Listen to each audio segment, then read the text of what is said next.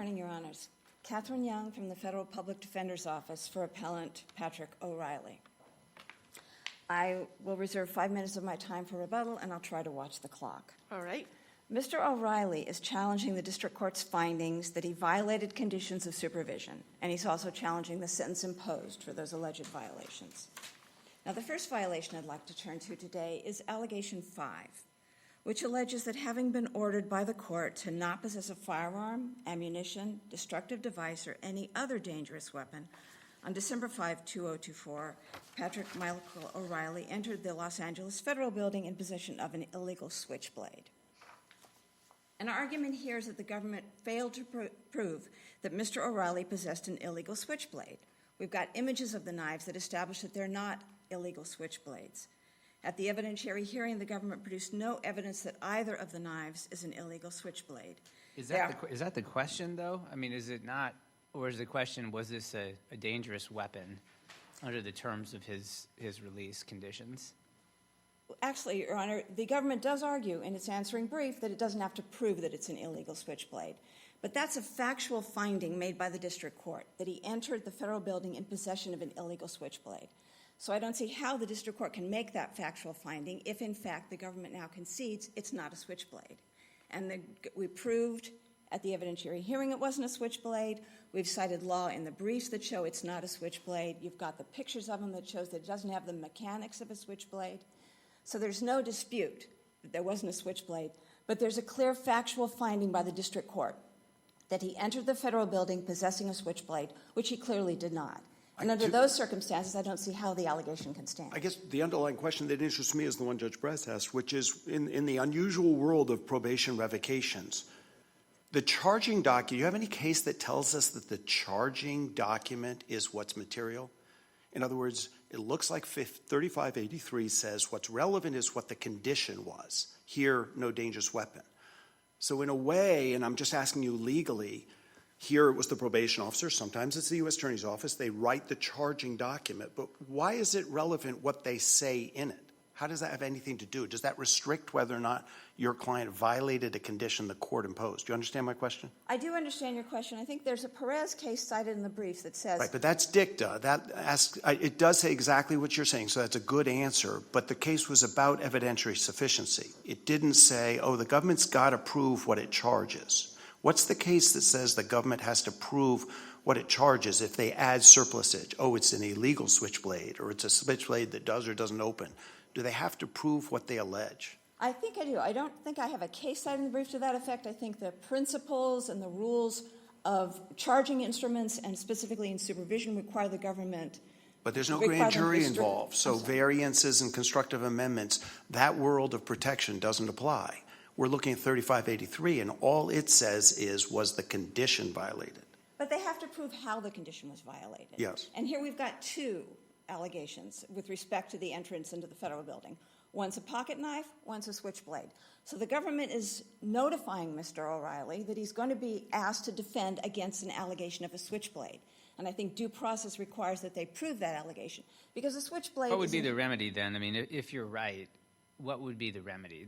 That the charging document would have to be revised and this would go back to consider whether these are dangerous weapons? I think that allegation would have to be vacated because the government now concedes they did not prove it's an illegal switchblade. Well, the petition itself alleges that he violated the condition of not possessing a dangerous weapon, right? So had they not further specified that it was, in fact, an illegal switchblade, it wouldn't be a problem, even under this petition. Well, I think then you might have a problem with, is he receiving adequate notice of what he's alleged to have done that day? Because they do have to— Is that really a question, though? I mean, it seems like he has adequate notice of what he came into the federal building with two knives. He's on notice of that. But so, I mean, I hear you. There could be a notice problem. Is there one here? Well, I think there is because, especially when you've got them separated into two allegations. I mean, defense counsel, when she's approaching the hearing facing an allegation of a switchblade, is prepared to controvert the fact that it's not a switchblade. And then at the last minute, with respect to Allegation 6, we argue there's a due process violation Because at the last minute, the court adds a new allegation that there's an illegal pocket knife. I think recognizing that there's a sufficiency problem. If he with was the asked to switchblade come in allegation. the federal building and he had a gun, would he be able to defend that it had its safety on? I don't In other think words, so. isn't that similar? Oh, this switchblade actually mechanically doesn't open. Isn't that similar? It might be, but I So think there- that's not the facts here. I mean, he was alleged to have possessed a switchblade. But If he- knives are dangerous weapons, broadly speaking, or you would Well, I say? know the government does cite cases to that effect, but I think that's kind of an overreach. Because obviously, just saying a knife is a dangerous weapon, there's millions of different kinds of knives. Right, but You know, although you've got- I think the district court was fair in saying these really weren't butter knives. No, either. but I think everyone was assuming that they were dangerous weapons. And the probation officer testified he's entitled to have pocket knives on supervision. And in fact, you know, in the course of preparing for this, like some substantial percentage of the population carries pocket knives. They're not inherently dangerous weapons. And he was entitled to have them outside and wander around outside with them. The probation officer testified to that. He was entitled to have pocket knives. So it becomes an issue when he enters the federal building where there's an elevated requirement that you can't have a dangerous weapon. And so then the question would be, as far as we're concerned, it's not a pocket, if the pocket knife is a dangerous weapon. And did he enter voluntarily because he was only under the direction of his probation officer that he entered the federal building? So I think there's another question. If we want me to move on to allegation 6, which is regarding the pocket knife, I will. Have we covered the switchblade issue, or do we need further discussion on that? Your argument is it wasn't shown to be illegal, or it wasn't even shown mechanically to work. And It was both not those. shown to be. It's not a switchblade. Okay, The it's not- switchblade. The right. reason a switchblade. But therefore, is- you have to win that the government has to prove what it charged. That's what my position is. And you would agree that regardless of this discussion about whether the government proved what it charged, it was a violation of the condition in terms of just being a dangerous weapon, or you would not agree No, with that? I would not agree with Okay, that. all right. And if you want, that I think is relevant to allegation It is. 6, which I'll move on Yeah. to. Allegation 6, we have two challenges to. One is the due process nature of it, because in the middle of the evidentiary hearing, when defense counsel was on notice that Mr. O'Reilly was being charged with possession of a switchblade, all of a sudden an allegation of possession of a pocket knife was added. And we argue that it was a due process violation because he didn't receive advance notice of that. The Rule 32.1 just says written notice. I know, it does say notice. And So I is there looked- any case that says you have to do advance? Well, I was looking for that, because me too. you would think that notice implies advance notice. It's not notice if you hand something. Yeah, to someone. Jenks is required, and that's only required when the witness testifies. So it could all just be happening right in the middle of it. These revocation hearings combine the proof plus the sentencing. It's all just a big jumble. Yes, but I think that even then notice is required, and notice doesn't really mean anything if it's handed as the witness is walking up to the witness stand. I mean, in this case, the purpose of notice is to give someone notice of what's being charged so they can prepare the defense to it. And maybe if you're alleging that a pocket knife is inherently dangerous, she would want to research pocket knives or what he was allowed to do You with agree pocket- this is reviewed for plain error? It's an Yes. interesting question, but it's problematic. If he had an initial appearance, he had a detention hearing, he had multiple revocation. This gentleman knew there were two knives. Fair to say? He has counsel repeatedly. He's in front of federal judicial officers. He knew that there were two knives, but until the middle of the evidentiary hearing, he understood he was being charged with switchblades, which Was they there any clearly are not. prejudice? I'm sorry. Was there prejudice resulting from that? Well, I think there's prejudice because had defense counsel had more time, she could have had a more robust defense. Counsel asked for more time and was denied? Well, the district court said, and there had been a previous request for more time on another instance, which the district court had denied. In this case, the district court said, I'll give you a few minutes to talk with your clients if you want, before we proceed with the evidentiary hearing. So I think defense counsel felt perhaps that asking for more time would be futile. But the district court did make clear that they were proceeding with the evidentiary hearing with only a few minutes for preparation. So I would argue that an objection was not required in this circumstance. So we argue that there wasn't a due process protection here. But also, we're arguing that these pocket knives were not necessarily dangerous weapons, because the probation officer testified that he was allowed to have pocket knives on supervision. He, when he approached the federal building, did not intend to go inside the federal building. He intended to meet the probation officer and to conduct their business outside the federal building because he had a previous difficulty since he's deaf following the instructions of the security inside, and he'd had a difficulty, so he didn't want to go inside. He assumed they were going to do their business outside the building. She didn't tell him that she was going to direct him to go inside the building because she wanted to arrest him for the Home Depot incident. So he assumed he wasn't going to the federal building. He's carrying all his possessions because he's in a hotel. And so our position is he only went into the federal building because she directed him to do so, and he always followed her directions. That's what even she agreed to. So he walked over the threshold, and then all of a sudden something that was innocent outside became potentially problematic.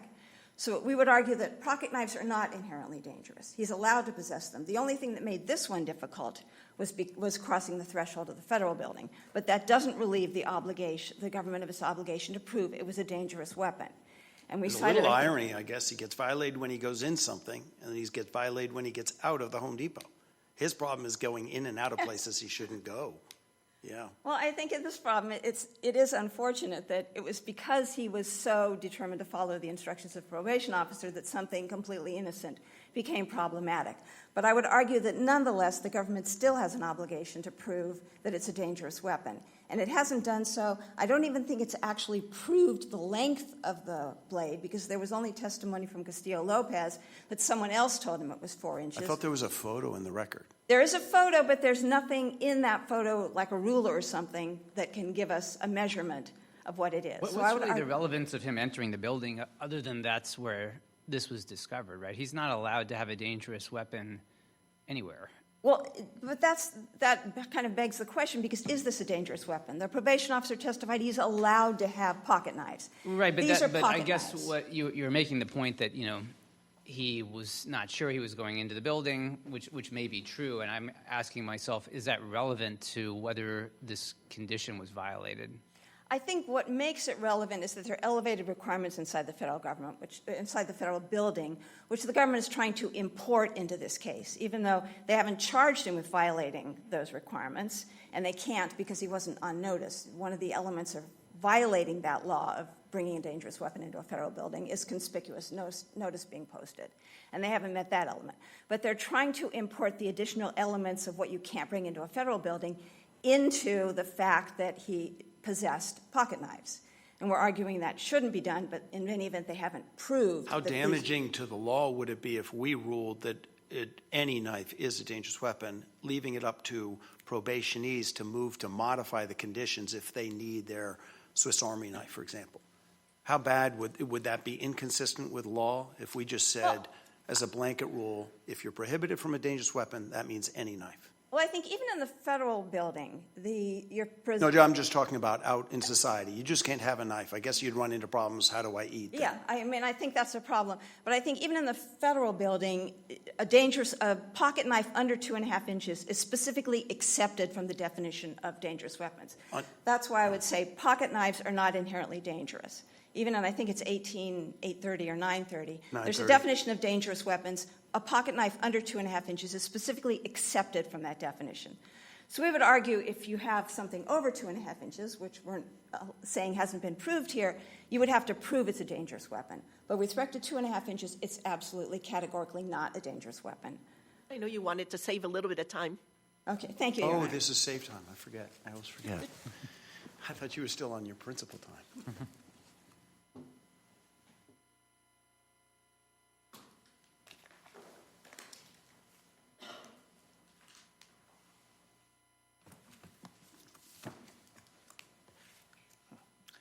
Good morning, Your Honors. May I please the court? James Santiago, appearing on behalf of the United States of America. The supervised release evidentiary and sentencing hearing was fair, thorough, and the defense had a full opportunity to present its arguments regarding the evidence and the sentence. But the district court rejected those arguments and found defendant in violation of multiple conditions of supervised release, and the district court should be affirmed. Now, the previous discussion was primarily about the knives. That's what really the focus has been on today. Well, my focus is much more what I think could be very consequential legal questions. So there are two. One is under Rule 32.1, when do you have to give notice? When does the government think is the latest moment they can say, we've got something else we want to prove? So the notice question is one. And then the other one is under 3583, are the charging instruments, whether it comes from probation or the U.S. Attorney's Office, is it irrelevant what the government says it's going to prove? Those are my two questions. Are we really, no matter what the government writes, and the guy comes into court preparing to defend, the government writes, oh, you know, you've got a dangerous weapon on this day. It's a knife. They think it's a knife. Then you walk into court and the government says, well, actually, when you were arrested, you had a gun. That's a dangerous weapon too. Both are violations of the condition. Get ready to defend the latter. Yes, Your Honor. So addressing your first point, 32.1, when is sufficient notice? I'm not sure what the exact bright line is, but it certainly wasn't crossed here. The defendant. I know. I'll admit to you that I don't think it was because of the multiple hearings. I'm just wondering if the government has, researching the case law, told us when's the latest moment the government can say to a defendant as they walk into a hearing, here's what you have to defend against. I'm not aware of anything specifically on point, Your Honor. I think it was the Tam case talked about some particularity regarding the petition. But in this case. Okay. Yeah, Fine. I mean. I understand. I don't mean to rude, but I understand. In this case, it does seem like he knew throughout he had counsel. So what about the bigger question, the second one? Can the government overcharge and underprove? Well, I mean, in the cases specifically regarding supervised release violations, here, United States Probation's Office presents a violation document, and there's two. There's the original one with, I believe it was 3 violations, and then a second one with the violations 4 and 5. And at the hearing, it's the 6th one. Right.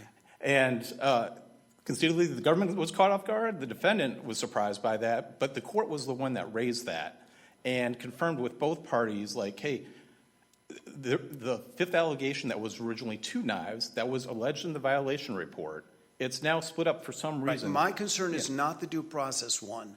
My concern is just what I said, which is is it irrelevant what the allegation is, because all that we look to is the underlying condition? No, Your Honor. I think you do have to look at the allegation and what mattered for the allegation here. Not we look at it. The government's got to prove to a preponderance what was alleged. So you're accepting you had to prove an illegal switchblade. Not necessarily, Your Honor. The government had to prove that it was possession of a dangerous weapon because that is the condition of supervised release. But that's what I just asked you. Yes. That means it doesn't matter what probation put in the original or the amended petition. It just means we go back to the condition. Is that your position? Not necessarily, Your Honor, because I think the defendant does deserve notice about what is going to actually be litigated. Here, in this specific instance, I do not think it matters whether or not it included the condition a switchblade knife or a pocket knife. Those were just modifiers to what the conduct really was. Was it a dangerous weapon? And in this instance, there was no harm with the way the allegations were written. The condition, as you pointed out, Your Honor, is defendant is not allowed to have a dangerous weapon. And the debate was, hey, is this a switchblade knife? That was not proved. There was no specific testimony. The government concedes that regarding which knife was the switchblade or which knife was the pocket knife. But the photograph speaks for itself. These were 2 dangerous weapons that were obvious to anyone.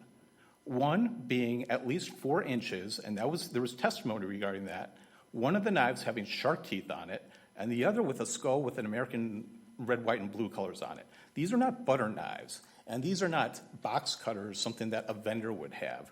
So, given what is here before us in this case, Your Honor, the knives, yes, they are dangerous weapons, and it was enough that identified that there was a knife was sufficient. Dangerous weapons, well, what could be a dangerous weapon? A vehicle could be a dangerous weapon, for example. So it's just possession of. It doesn't matter in the federal building. It does not matter that being a... Okay, so I don't mean to be sarcastic, but then is he in violation at dinner when he's eating using a knife utensil? Not necessarily, Your Honor, and I appreciate the argument because, I mean, looking at the totality of circumstances, the court is in the best position to evaluate based on the violation report, the testimony it saw, about here are photographs of 2 dangerous weapons. Just looking at them, these are dangerous weapons. They are obviously not butter knives. They are obviously not box cutters. And what's alleged is that there's a dangerous weapon. Okay, it was a dangerous weapon that was either a switchblade or a pocket knife. Which is which, it doesn't matter in this instance. The fact is, he did have 2 knives, and it is part of the consideration that it was in a federal building. He was not charged specifically with a crime regarding these 2 knives. It was just a violation of the supervised release condition, and the case law says there doesn't have to be a conviction, there doesn't have to be a charged crime, just a violation. And that ties into the fact that the violation of the refusing of the psychological evaluation, that's not a crime either. So I'm not sure if that's necessarily addressing your question, Your Honor, but I'm just thinking, if you're in the world of original indictments and the government puts a speaking indictment and it alleges, it's bound to prove it. It can't vary from that, nor can it constructively amend it. That's the world of sort of Fifth Amendment protections. I'm a little baffled. I'm just honestly inquiring. In the world of revocations, all we do is look back, no matter what the government writes, and they come in prepared to defend, suddenly they think it's not going to be so easy to prove these illegal switchblades, these pocket knives, but lo and behold, when we arrested him, he had a gun. Now we're just going to go on the gun as a dangerous weapon.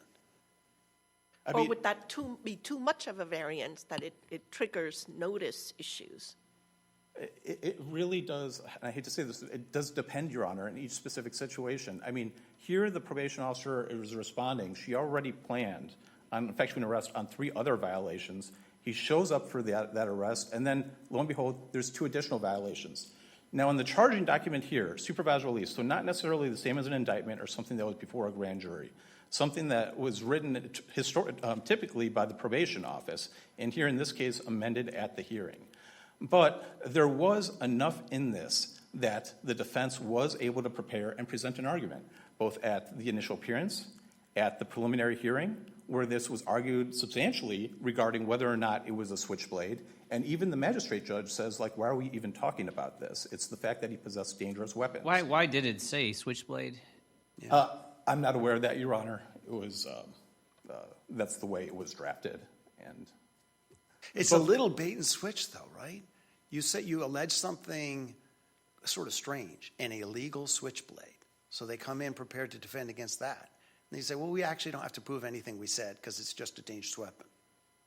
So, Your Honor, both the government and defense counsel were admittedly caught off guard at the evidentiary hearing regarding the fact that it was actually 2 violations that the probation office had split into 2. Do you know from your U.S. Attorney's Office, do you never file the motions to revoke? Is it always the probation office? I can't speak for blanket, but in this occasion, Your Honor, it was the probation office that filed these, to answer your question. But what about the pocket knife? Do you agree your own probation officer, I shouldn't say yours, works for the judiciary. The probation officer testified he could have it, he could possess it under the conditions, just not in a federal building? That's a bit of a wrinkle, isn't it? Yes, Your Honor. I don't remember that specific exact testimony. Well, it's in the brief. That's sort of important. Do you disagree what she said? The probation officer said he could have a pocket knife consistent with his conditions, only not if he goes in the building. Yes or no? Do you agree with that as a factual point? Yes, Your Honor. Yes, Okay. Your Honor. So that's a problem here because she then says you go in, so she sort of violates him. So, but I think looking at the totality of what unfolded that morning, they weren't preparing to make these arrests regarding pocket knives. What happened was he goes through security, they find 1 knife, the arrest doesn't go as planned, he's arrested prematurely by the security services at the front of the building, bring him upstairs, and it was only then, on a search of his person, another search at this point, they'd already done a search down at the front, that they find he's in possession of a 2nd knife. So here, just looking at the facts and what came out, this wasn't a butter knife. It was not. Well, what is a pocket knife? It's just a knife that you put in your pocket? What is it? Again, I don't know. What is a pocket knife? It's not very clear, Your Honor. I mean, I know the defense counsel cited the statute regarding there's 2.5 inches is the threshold for possession of a dangerous weapon, which is a crime, which was not charged here. The other statutes that defense counsel cites in this brief are from a chapter regarding the Postal Service and another from Trade and Commerce. Not necessarily on point, but even looking at the sentencing guidelines, the definitions aren't necessarily the most helpful in the commentary. It's obvious what a firearm is and ammunition. dangerous weapon, that is open to some level of interpretation. But here, using its common sense, I think the district court made the appropriate distinction that these were, in fact, dangerous weapons just from looking at them. And yes, it is a wrinkle, like you identified, that yes, there's this other issue. It was brought into a federal building, but that wasn't even necessarily charged. On the state, he possessed these two weapons. That's just another fact that came out of where it was at.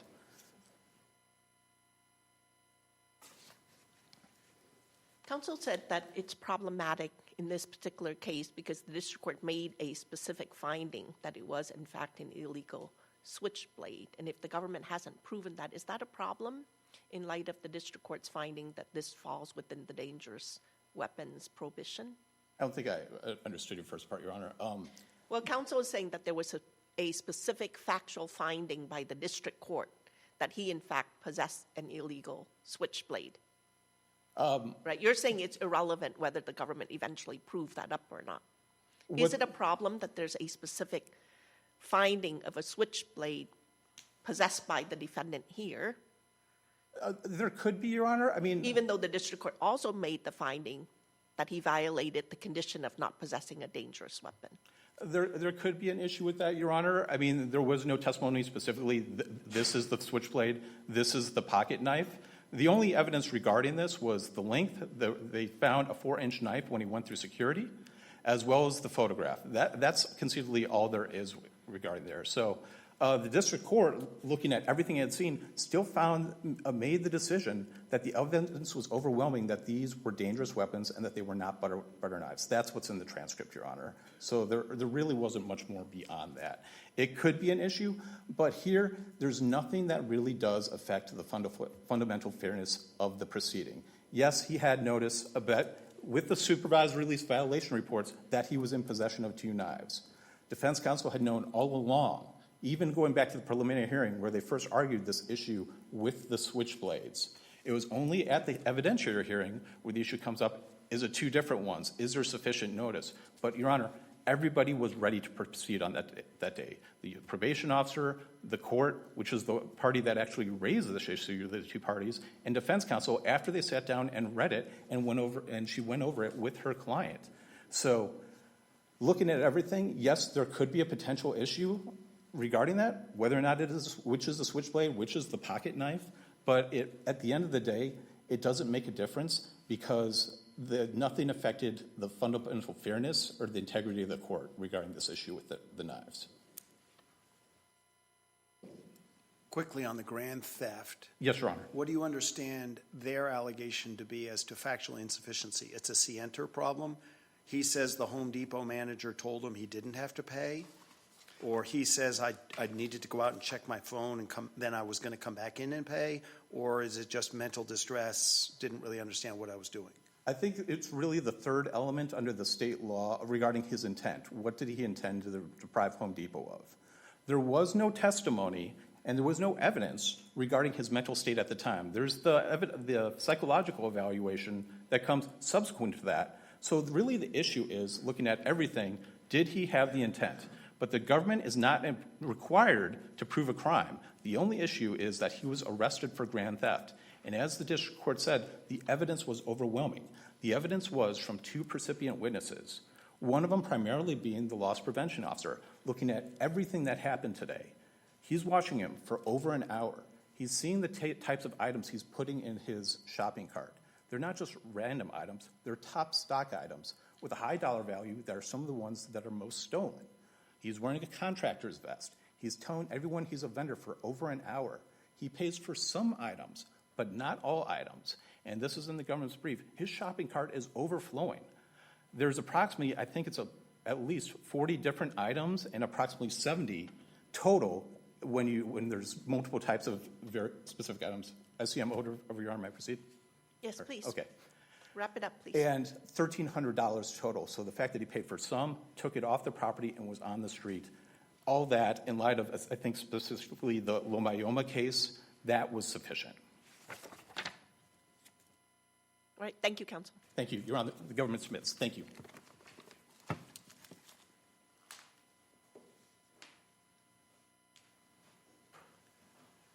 Thank you. The first issue I want to turn to is Judge Higginson's comment about how the line of due process wasn't crossed here because there were multiple hearings. And I just want to emphasize, up until the moment in the middle of the evidentiary hearing, defense counsel was only on notice that he was being charged with an illegal switchblade. And there's evidence in the record that she had researched that she had a lot of evidence it wasn't a switchblade.